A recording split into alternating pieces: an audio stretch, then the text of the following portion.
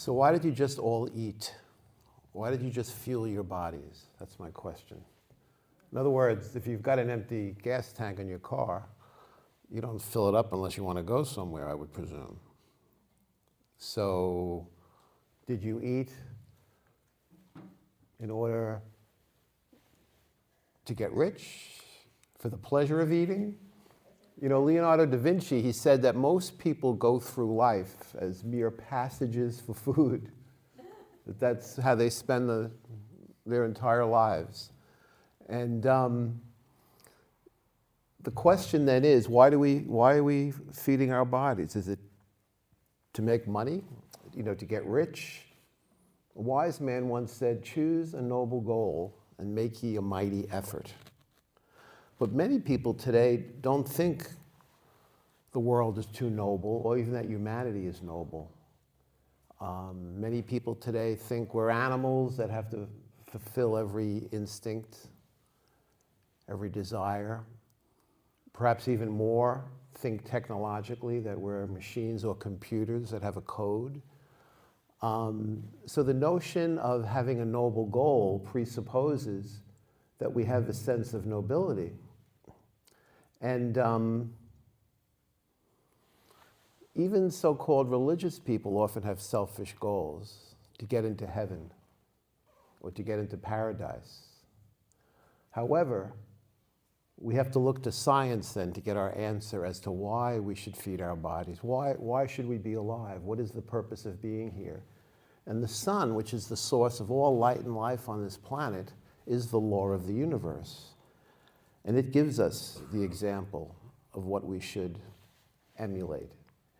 Did you know that every second, the sun expends 400 million tons of itself, every second, to give light to Earth, to give life to Earth. Every second, 400 million tons of itself disappear.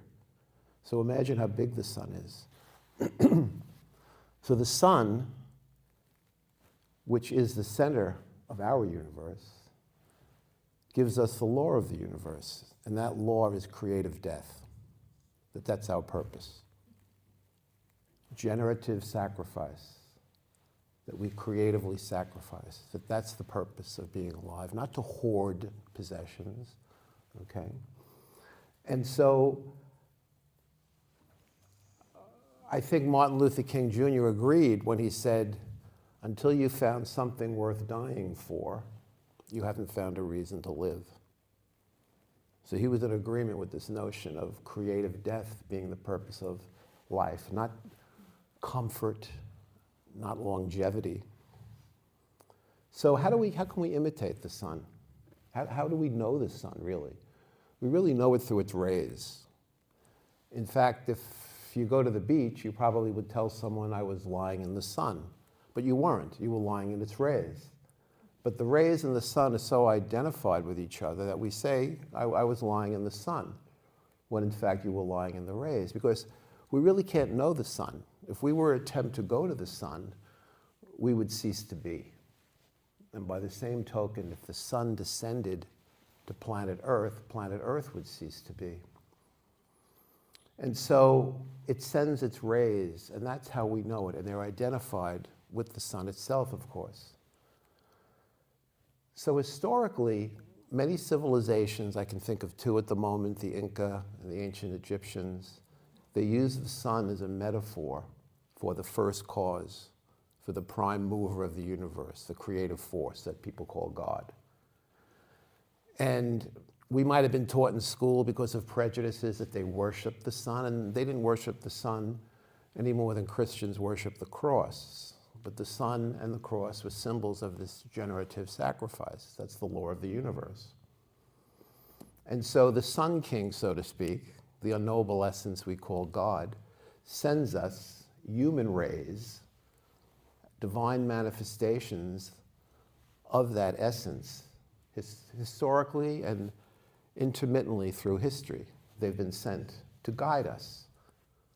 And we know many of their names: Abraham, Moses, Krishna, Buddha, Jesus, Muhammad, Zoroaster. These are just some of the names that we know, and of course, there are many that we don't know, and that, recorded history, that existed before recorded history. But my point is that humanity has never been without guidance as to how to live and why we should eat, okay? It's always received these manifestations of the sun, of the unknowable essence that gives all light and life to planet Earth. And so if you put the first image up, Mateen, a similar analogy is in school. The education process is one, but you have many grades, and you get a different teacher with a new textbook. But every teacher builds on what the previous teacher taught and prepares you for the next. And if you're in the 12th grade, the 4th grade textbook doesn't work for you anymore. So this is why historically the guidance has adjusted. Now, only the followers of religions claim exclusivity for their messenger. Do you understand what I mean? The messengers themselves never claim that they were the only one, because they talk about, Jesus said, before Moses was, I am. And he talked about how the Spirit of truth would eventually come and lead us into all knowledge. And all of these manifestations of God made those similar past and future references. It's only the blinded followers who claim exclusivity, the possessiveness of human nature. Believe that as it may, let me give a more folksy analogy. As a parent, if you were to move to a new town, one of the first things you would do if you had young children is you'd search for who's a good pediatrician in case your child gets sick. And so you would do an investigation. You'd do a search. You wouldn't just believe if someone told you that someone was. You'd want to find out for yourself and do a search. Now, after you've done this search, let's say a day comes when your child gets sick, very sick, and so you go to this pediatrician, who you've recognized to be the best one in town. And this doctor says, okay, you've got to give this medicine to the child. It's going to taste terrible.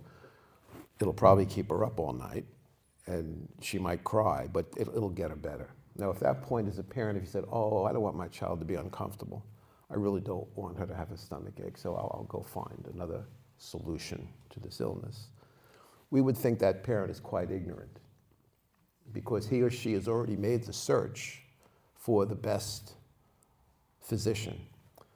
So the same thing has to be done historically, that we do an independent investigation of the divine physician for the age in which we live. Because as we pointed out before, even though they all give the same spiritual teachings, encouraging us to pray and not to steal, to love your neighbor, the social teachings for society are different because the problems of society are different from every age. So we need the new messenger for the age in which we live in order, let's say for today, to deal with the worldwide problems that the messengers of the past did not address. So in fact, no one can be born a Christian or a Jew or a Baha'i.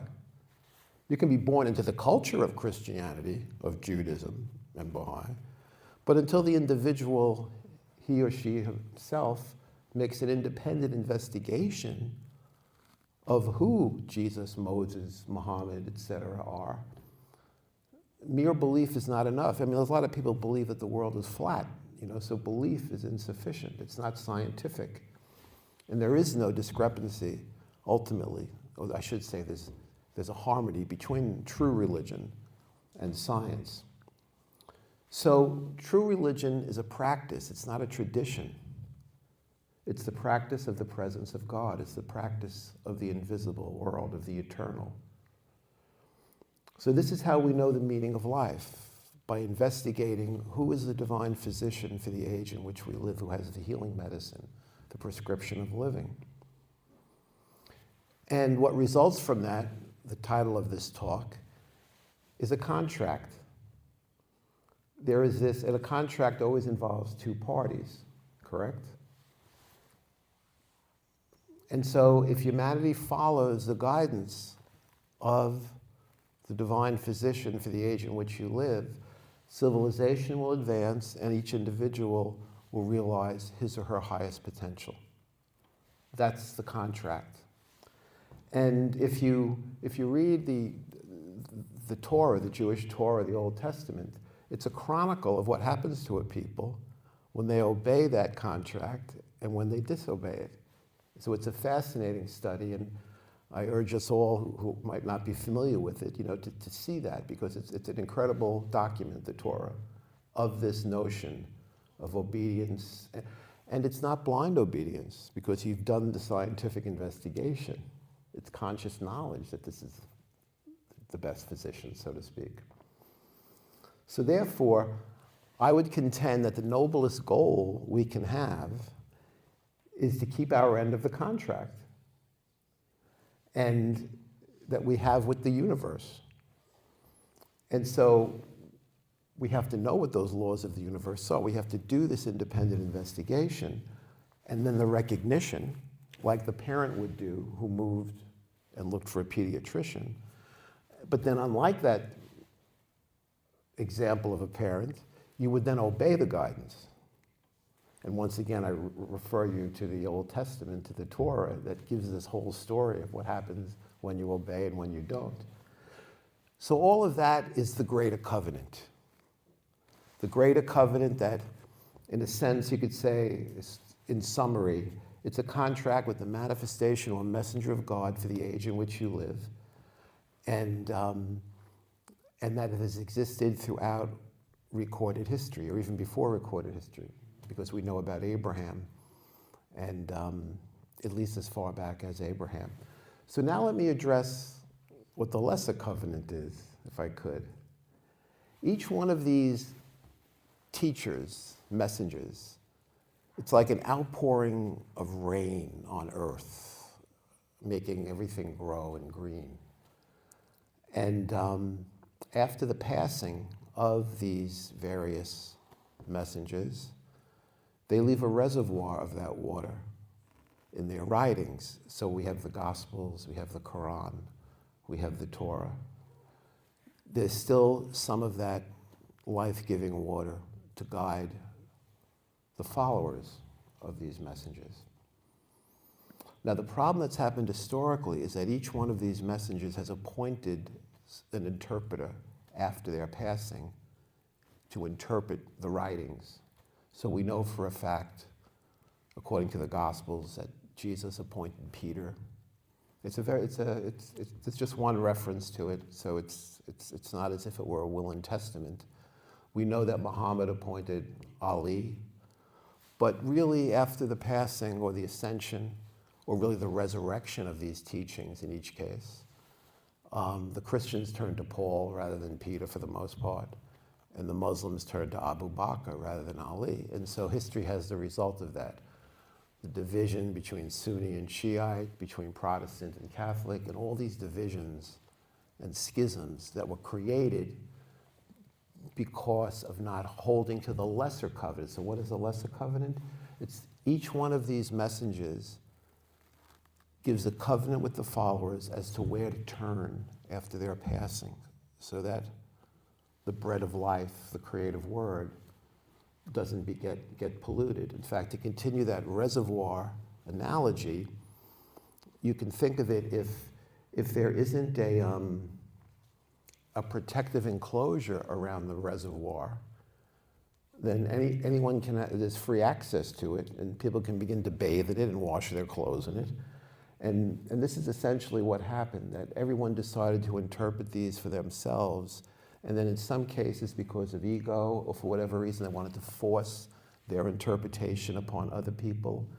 And so all these different denominations and schisms resulted in these religions, causing disunity, contradicting the word religion, which comes from the Latin meaning to link or to unite. As Muhammad said, the truth is one. The ignorant have made it many. So what's different about today? In this age of maturity in which we no longer need a priesthood, in the past, the priesthood, the rabbis, the mullahs were very important because most people were illiterate. And so they were the ones who had access to the scripture. But one of the signs of this age of maturity is that we're not dependent upon anyone else's interpretation anymore. That each person has to independently investigate. And another sign of the maturity is that, we're not even sure who wrote the Torah. We know 4 people wrote the Gospels, but they wrote them 40 to 90 years after the passing of Jesus. And we know what happens with time and memory.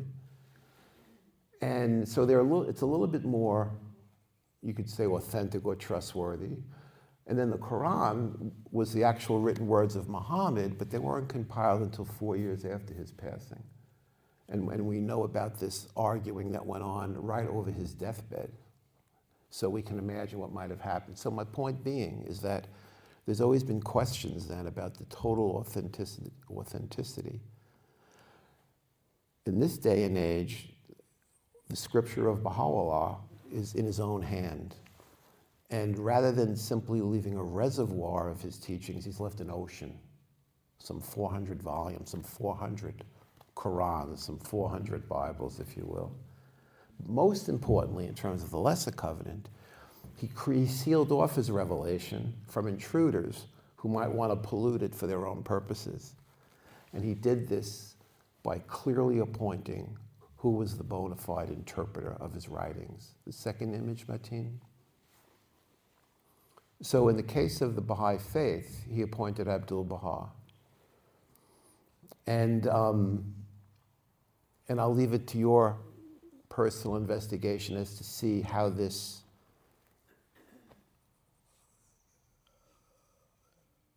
lesser covenant continued in the Baha'i faith. Which isn't to say in the last 150 years there's been plenty of attempts at schisms, even within the family of Baha'u'llah. All right? But what happens in this day of maturity and this day of in which the covenant is not going to be broken for the first time, is that these schisms are like a branch of a tree that breaks off, and for a while it looks like it's flourishing, but then eventually it turns brown and it rots. And so all these schisms in this day have not been able to withstand the power of this age of maturity with the covenant.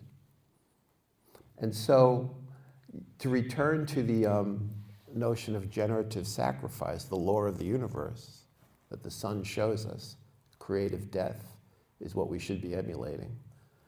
And that leads us, of course, for the historians in the room, to understand why the first 20,000 who gave their life for the Baha'i faith are called dawn breakers. Okay, because they were breaking the new day, you see. They were doing that creative, they were imitating the sun. So that's what we're eating for. Those of you who go to work or go to study, the thing about human beings is, unlike any other creature, that we can sacrifice now for later. We can postpone immediate gratification for the future. So you're earning at a job, but you get paid later. At school, you're studying, but the fruits of that curriculum are also in the future. There are many things human beings do about investing in the future through this postponing of gratification. And so we see, in the example I gave before of mothers, who, perhaps many of you would rather at 3 a.m. be raving or clubbing, but a mother would rather get out of a warm bed to go help a baby who might be crying at 3 a.m. So we already see that it's humanly possible for someone to live for others, to live sacrificially. And to go back to the Bible for a second, the second major story in the Bible after Adam and Eve is the story of their 2 sons, Cain and Abel. And I'm sure you're all familiar with that story, so I'll just briefly refer to it. But you know that the 2 brothers gave sacrifices. Abel was a shepherd, and Cain was a farmer, for lack of a better term, let's say. He tilled the field. And they each gave sacrifices to God. Abel sacrificed a lamb, and Cain sacrificed some crops. Cain's sacrifice wasn't accepted by the Lord. And it's a very short verse in the Torah about this, but it's a very profound couple of sentences. And we learn that God basically informs Cain that he'd only be acceptable, or his offering would only be acceptable, if it was an exceptional offering that life demands of us. And Cain's response is not to improve, but resentment. So we see here that human drama that happens, okay, where we get resentful of God for not accepting our prayers or our sacrifice. And he rejects the opportunity, Cain, to give his all and to offer his best, and instead he kills Abel out of his resentment. And of course, we see this archetypal story running down through movies and myths, you know, whether it's The Lion King about the two brothers or Hamlet, you know. So this notion of this division between brothers. And the question becomes for us, though, when we read these myth stories, is what should your sacrifice or offering be? And these stories dramatically warn us that it better be the best you have. And so the work that most redeems existence, you know, why we all just had a meal, and why we eat, the work that redeems existence is the complete sacrifice of our all for that which is highest. Not sacrificing it to be an influencer or to be the richest person in the neighborhood, but the complete sacrifice of our all for that which is highest. So now let me go back for the last part of this talk to history. And let's take the next image, please, Mateen. Let's go back to Abraham and the son. It's one thing to sacrifice yourself and be willing to sacrifice your time tonight to be here and the effort to be here. It could be somewhere else. It's one thing to sacrifice your life for someone else. But to be able to sacrifice your child? The first story of the three most widespread religions in the Western world, the source story of Judaism, of Christianity and Islam, is the intended sacrifice of Abraham of his son, because he was commanded to do so by God. Now, to give you the backstory, if you don't recall it, Abraham and Sarah, his wife, they couldn't have children. And according to the Bible, they're like in their 70s and they still haven't had children. And because Abraham begins teaching that there's only one God in a place that was polytheistic, God promises him, you know, that he will have a child. And so Sarah gives birth. The child begins to grow up. And as you know the story, then one day, for whatever reason, if we can ever know all the reasons, the mysteries of the universe, the voice of God, so to speak, tells him to sacrifice his only son. And because Abraham is Abraham, he's going to obey. But then what happens because he's willing to obey? According to the story, an angel intervenes. Or, you know, think of it as the still small voice within, or your conscience, whatever. You know, don't get lost in the artist's imagery, so to speak. But an angel appears and shows him a ram that can be sacrificed instead. And the voice tells him, because of his complete willingness to surrender his preferences and his will and his son to God without understanding why, he not only will have this son, but his descendants will be more numerous than the stars in the sky. And followers of Christianity, of Zoroastrianism, of Islam, of Judaism, of Baha'i, can all trace their ancestry back to Abraham through one of his wives, which is pretty astounding. So this is something to meditate on, you know, this story, because it can't be logically understood, the notion of sacrificing a child. And yet, let's look at the next image, Mateen. If you know the story of Moses, you know, the Jews were enslaved in Egypt. And Pharaoh begins to get nervous because the Jewish community is getting pretty big.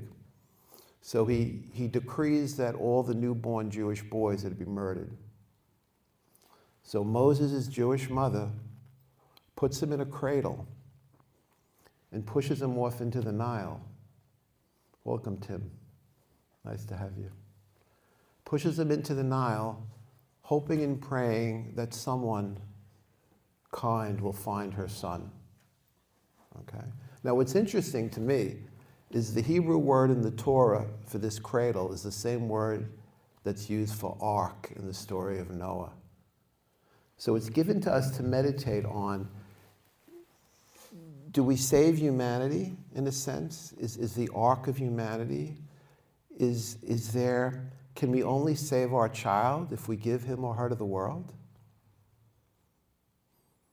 It's something to meditate on, because all of these stories bring us back to this Now, providentially, who finds the baby? The daughter of Pharaoh. And Moses is raised in Pharaoh's home, and then therefore he's in the position to argue with Pharaoh and to say, let my people go when the time comes. All right?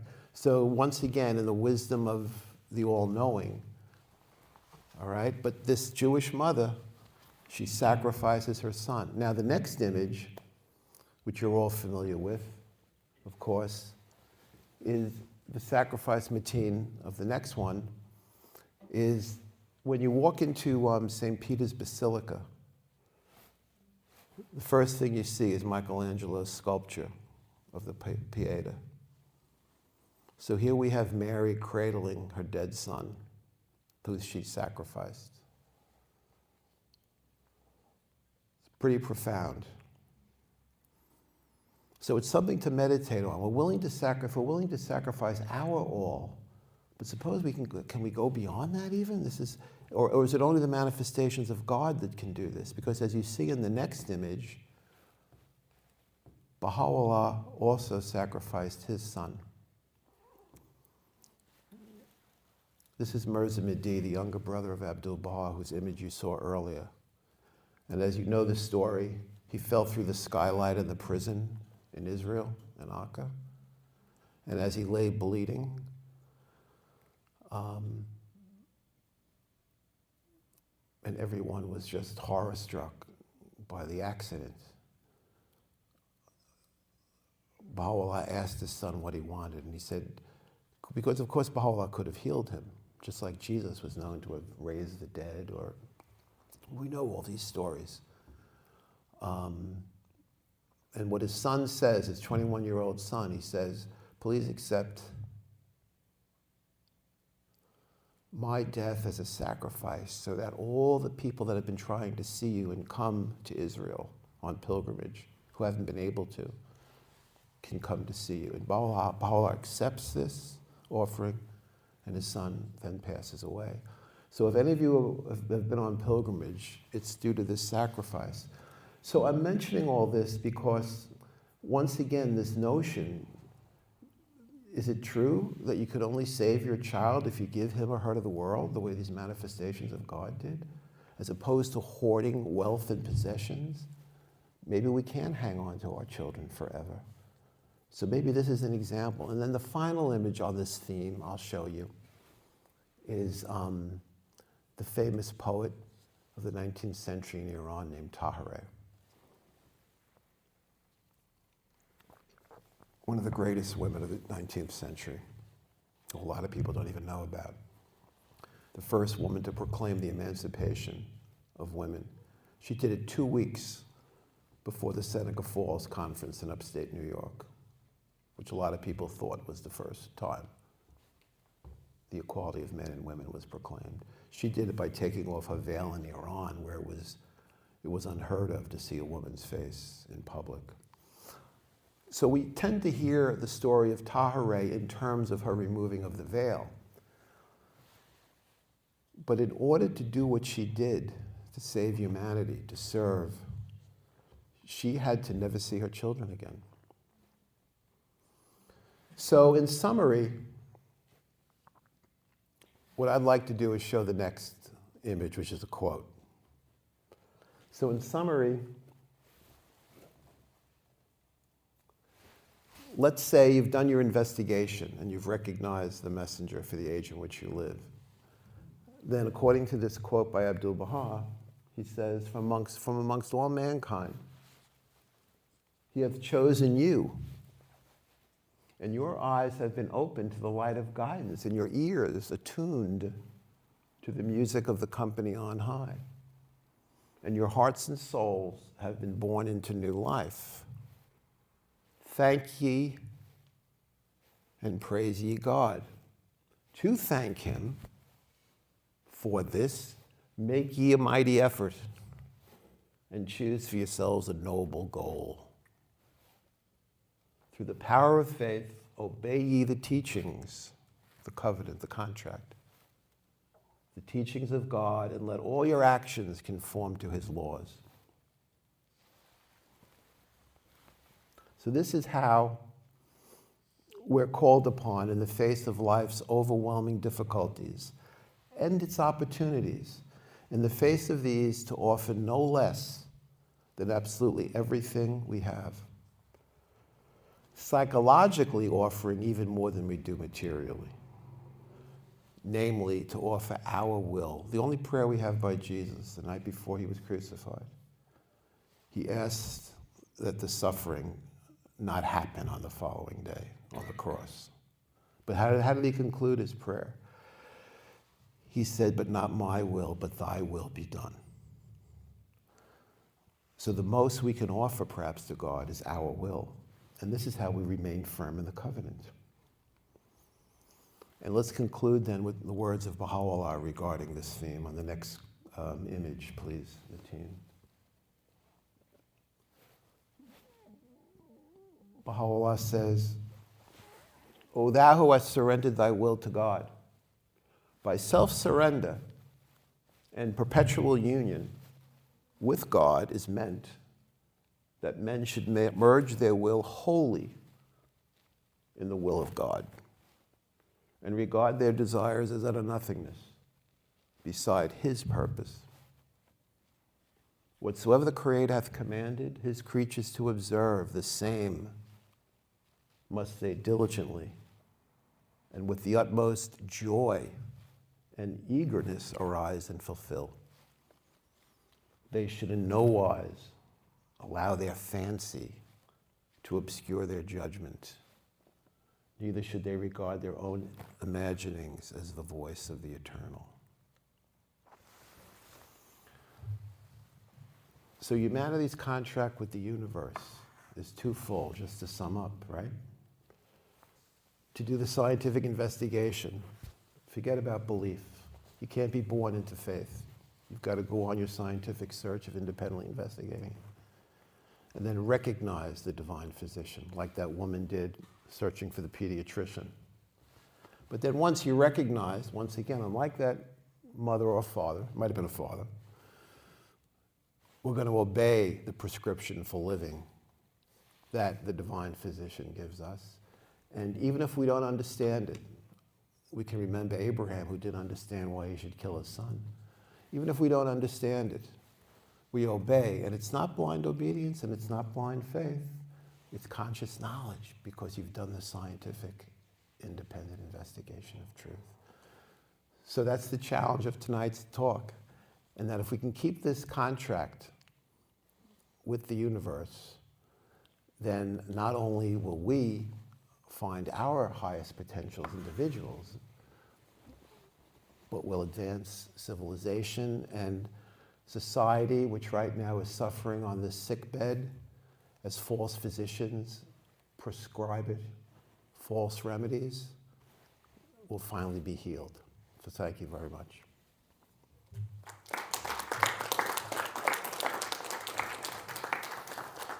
Where's Andrew? Andrew, do you want to play again? You may have any, questions? Oh yeah, okay.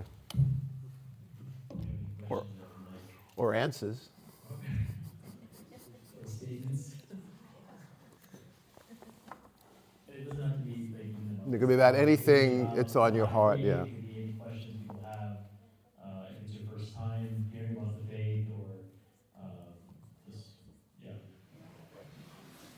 In the story of Cain and Abel, his sacrifice wasn't worthy. If, I know there's a story in the Bible, a poor beggar gives her last 2 cents at a synagogue, and that's seen as a greater gift than all of the rich people giving from their deep coffers very little Right. gold.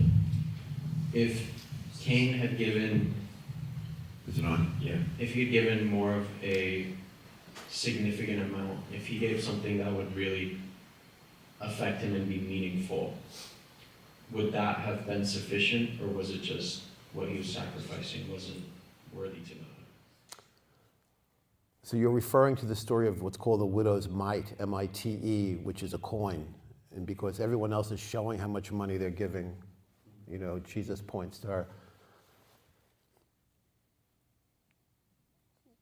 You know, she gives like her last penny. And so he says, this is great. Now, the mistake we can make as materialistic Americans is to think only in terms of quantity and material, you know. So it wasn't really, you know, just as when we give to the fund, it's not just about the quantity, but it's the level of sacrifice that she was doing, you see. And so in terms of Cain, and once again, the passage is only a few sentences long in the Torah.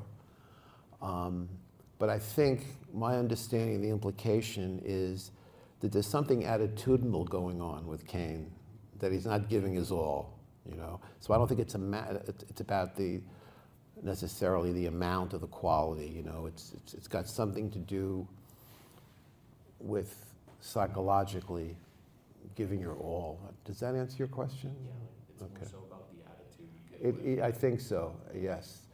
And part of that attitude can be, you know, to make sure that you're not looking to get paid back because you're doing something for God, so to speak. You know what I mean? So there's all different ways in which you can have impure motives when you do something like that. You know. So we don't really know, but resentment is a big part of it. We see how he then reacts. You know, but it's the scariest story to be right there in the beginning of the Bible. You know. Thank you. First of all, I want to say thank you so much for the talk. It was really enlightening. But I just had a very quick question. Something small that you mentioned, but it was regarding Jesus appointing Peter, but then people started following Paul. To my understanding, Abdu'l-Baha claimed that Paul was also like one of the greatest friends of Christianity. But was there a power struggle necessarily between Peter and Paul? There was actually there was another apostle that was said to be the brother of Jesus named James, who the Christians in Jerusalem started following. There wasn't a power struggle between Peter and Paul. It wasn't a personal kind of a thing. And you're absolutely right. Abdu'l-Baha has words of praise of Paul, but as a teacher of Christianity, you see, because he spread the faith all through the Mediterranean. But Abdu'l-Baha also makes mention about Peter being the one who Jesus had indicated was the interpreter.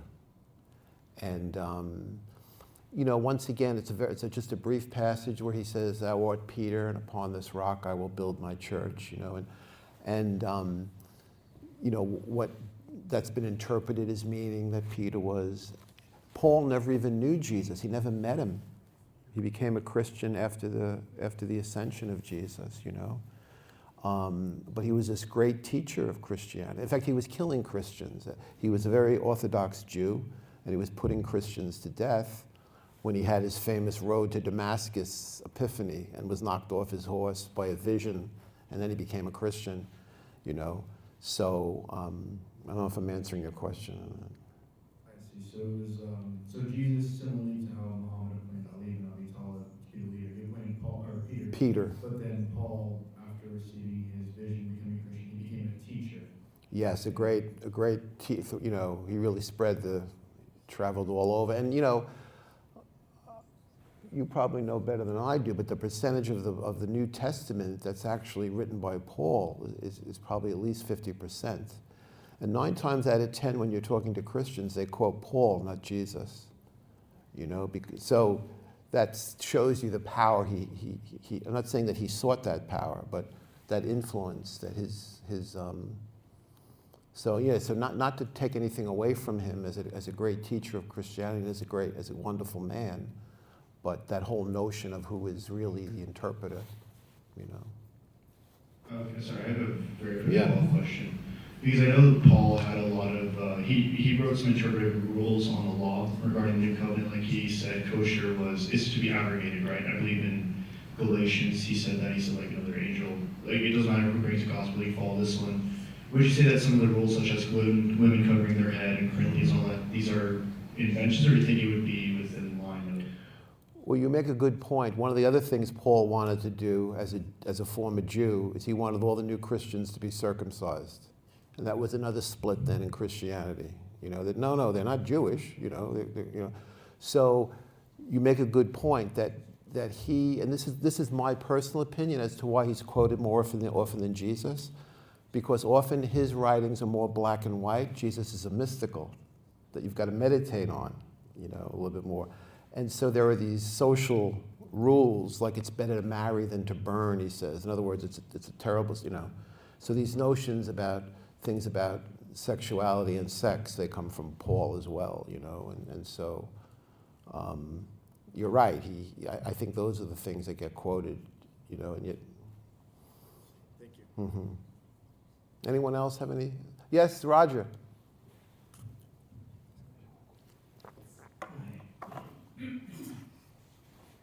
I'm by no means a biblical scholar, but I have been aware over the last period of my life about the questions about Christianity and the hiding of well, I don't know if hiding is the right word, but of the Ethiopian Bible, which has 88 books, as opposed to, you know, the King James Version, which was written much later. And the King James Version doesn't seem to match up with, you know, the current science that we're uncovering about, you know, genetics, where man or humanity originated, you know, and I'm coming upon evidence of black deities in Russia and Iran and so forth that were hidden over time.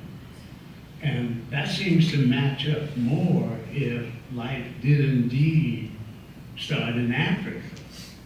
And I really struggle when I see the whiteness of the King James Version. So I don't know. I guess I'm just looking for comments, insight. Not only the whiteness, but the maleness. You know, they leave out the Gospel of Mary Magdalene as well, you know. So if anyone else has any response to that, we're happy to hear it. But. Well, from what I understand,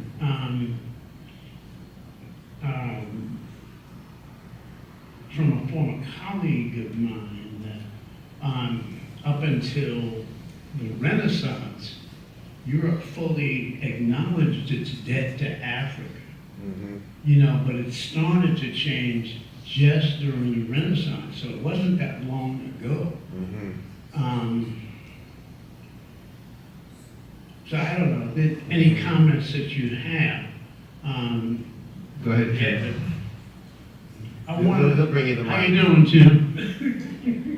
While Mateen's bringing the mic, just, of course, the Queen of Sheba who visited Solomon in 1000 BC, you know? Right. So I'll comment a little bit less about the Bible, but more about Europe and things left out of European history. For example, the Moors of Northwest Africa, who were Muslim, African, black Africans, they took Europe out of the Dark Ages. African society had advanced civilization. For example, before the Moors made their way into Spain, folks were throwing their trash outside the front door of their houses.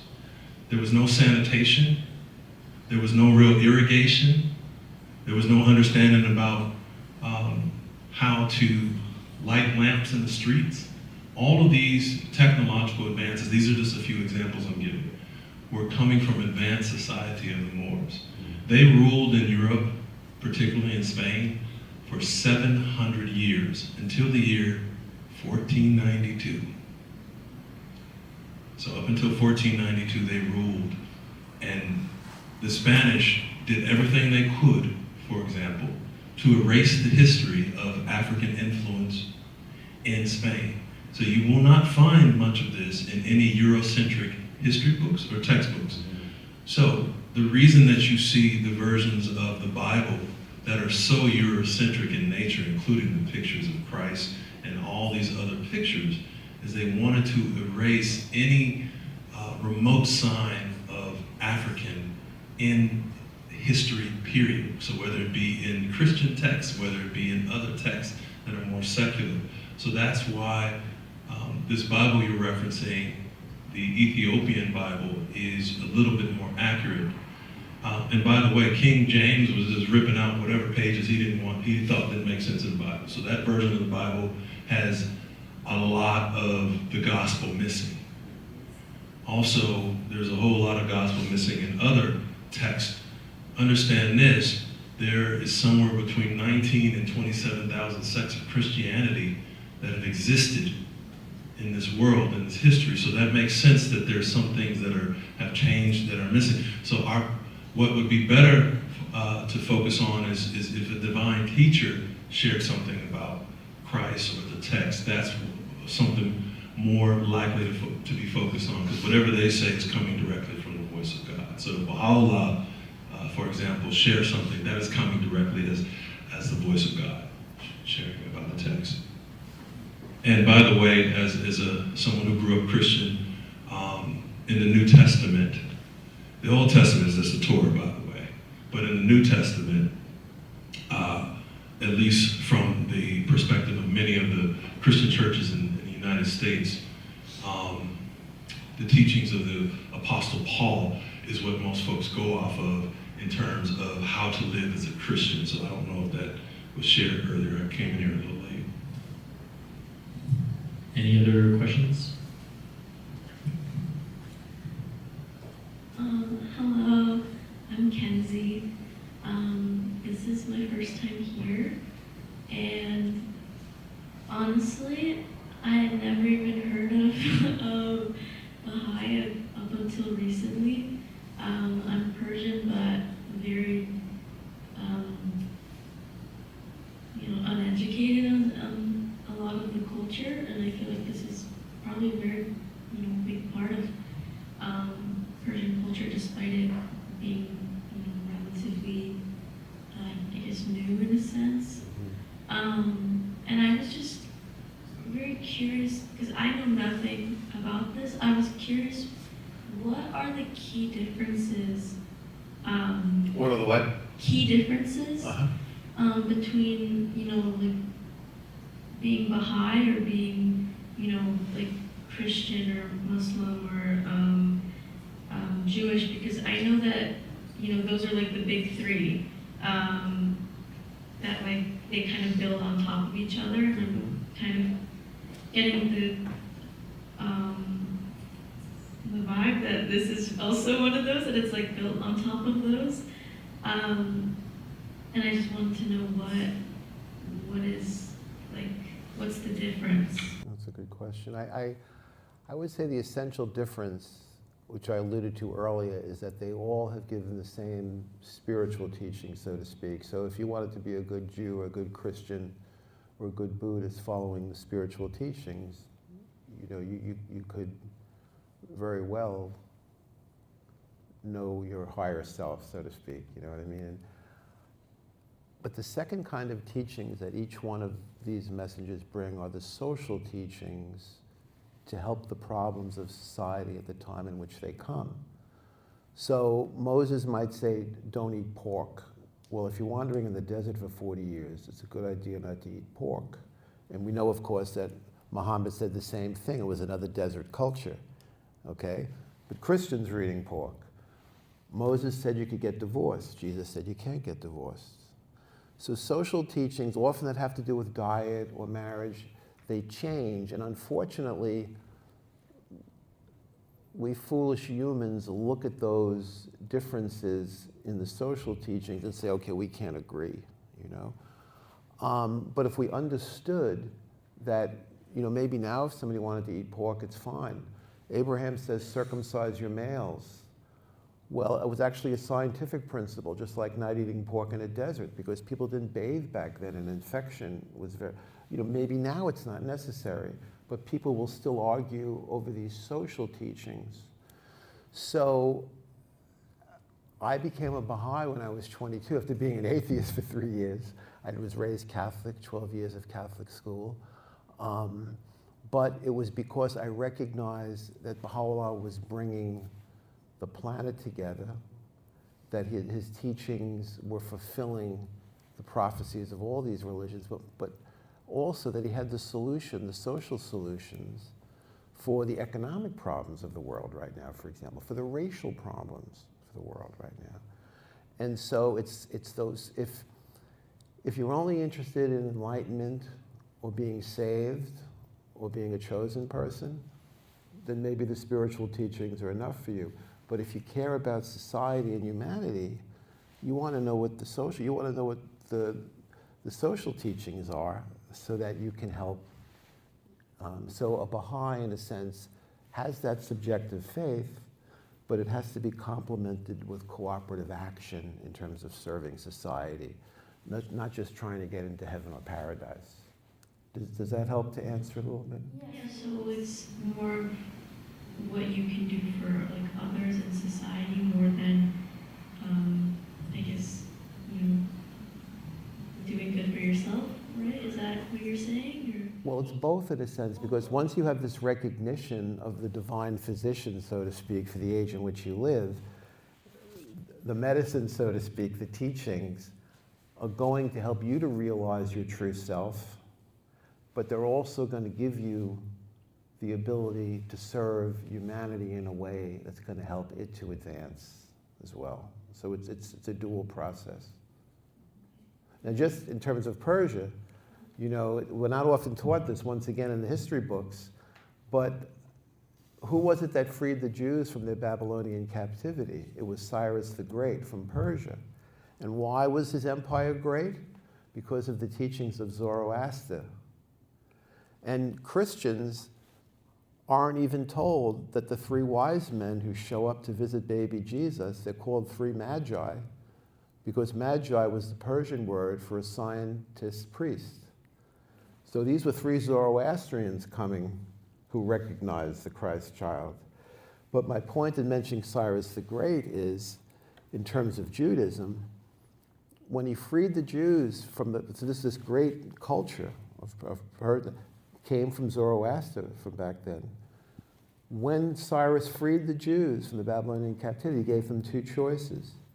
He said, you can come back, you can come to Persia with us, and you can practice your religion. And two of them have books in the Bible. Daniel and Esther came back to Persia. Daniel became a prime minister, even though he was Jewish. Esther became married to the king. He said, if you don't want to come to Persia, I'll rebuild your temple in Jerusalem for you. So that Western Wall that's standing today was built by a Persian. And the Jews were so grateful. And even though Jews, like Muslims, shy away from iconography, you know, human depictions, they carved a tribute to Cyrus on one of the doors of the Jewish temple because of what he had done. So I'm mentioning this not just to show the great history of Persia, but to show how there's this intermingling that history books who wanted to push one agenda, you know, haven't showed us that these religions really are interconnected. Wow, yeah, thank you so much. I didn't know any of that. So. If I can add one thing, something that like is really interesting to me is you started talking about this interconnectedness, you know, like, and this is really on the basis level, but my understanding is like, Jesus came and every manifestation of God came to teach the world and to sort of guide the people towards a new light. It doesn't mean the previous religions didn't, their teachings doesn't matter, but especially today, we're living in a world of technology with planes, with ways we can travel around the country. We can go to Europe in less than like 10 hours, where honestly, like hundreds of years ago, you're going to get on a boat and you're not going to get there because you might be killed off from an illness. So there's so much interconnectedness. We can look at like Christianity, where Jesus came and said, "Love thy neighbor," because they were not loving each other. There were so many tribes and so many different types of arguments and opinions that it didn't last very long. People couldn't see each other from eye to eye. And then Muhammad came and he said, "Love thy country, love thy nation." And you can see it sort of building on that. And then Baha'u'llah comes around and he says, "Love thy world." It doesn't mean don't love your neighbor. It doesn't mean don't love your nation. But it means love everyone around you. We don't know, maybe the next manifestation of God, next prophet may come and say, love the universe, because we may do space travel. Who knows? So everything's building on each other. Any other questions? This question made me think of something, and it's something that I first saw from the Reverend Dr. Martin Luther King Jr. He was being interviewed one day, and he said one of his saddest days of the week is Sunday. I said, "Dr. King, you're a Baptist minister. Why would Sunday be one of your saddest days of the week?" He said, "Because on Sundays, somewhere between 9 a.m. and 1 p.m., it is the most segregated space on the entire earth. We got black churches and white churches and Asian churches, so on and so forth. So it's one of my saddest days, because here I am teaching and preaching about integration, and we're so segregated in my own religious tradition." I've thought about that over the years, and I remember when I was involved in youth ministry as a Christian, I looked out in the audience and I'm like, there's no diversity in this room right now. I don't like this. And I remember praying and saying, "God, there must be a way for there to be a more diverse pathway in terms of serving you, in terms of loving you, in terms of being closer to you." I had not read anywhere that heaven is this place of segregation. The whites over here, the Asians over here, the Persians over here, so on and so forth, whatever it may be, right? I'd never read that. And then one day, somebody introduced me to this faith, the Baha'i faith. And I walked in a room, and I saw people from all different kinds of backgrounds. So I decided to stay for a while. And then I kept coming back, and they were consistent. And the main thing they kept talking about is service. Service to God, service to humanity, service to their community, and how they could be about service. I had never heard anything like this before. And then I realized they were doing it in a systematic way. And then I said, wait a minute. Dr. King was trying to do this with the civil rights movement. He had some success bringing people from different religious traditions, different faith backgrounds in terms of diversity. But this is all in this one faith. And the central point of this faith, the next thing I found, I read a quote, it said, "The true essence of faith is the fewness of words and the abundance of deeds that is at the heart of the Baha'i faith." I said, what is this religion? I must learn more. And I haven't left since. It was 18 years ago. We'll do like a few remaining one or two questions, and then Tom is around after as well, for at least for a few minutes. In honor to Roger's points before, I would just like to cite the reference in the Baha'i faith regarding the black and the white races, in which he said that just as it's through the black of the eye that light enters, that through the black race, the light is entering this nation as well.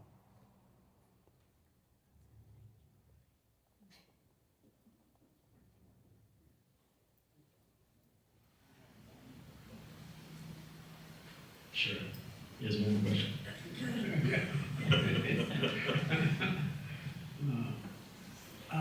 I just have a question, either for you or for Tim, or anybody else.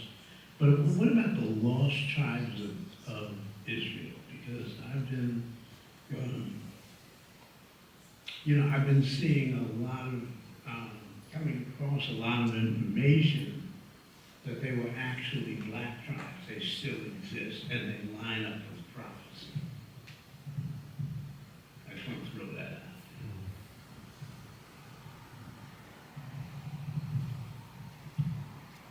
out. I myself can't speak to that at all, sorry.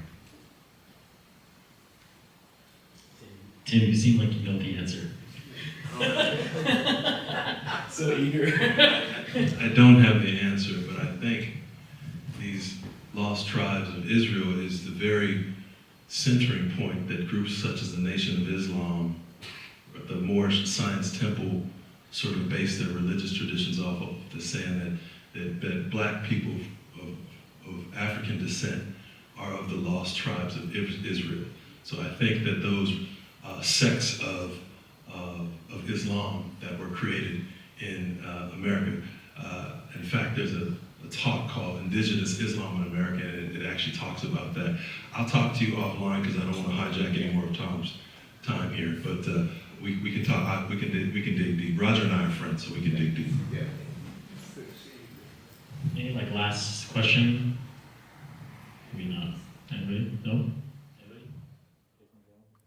I really appreciate everybody's patience because it's been a long evening, so thank you. Well, thank you, friends, for coming out.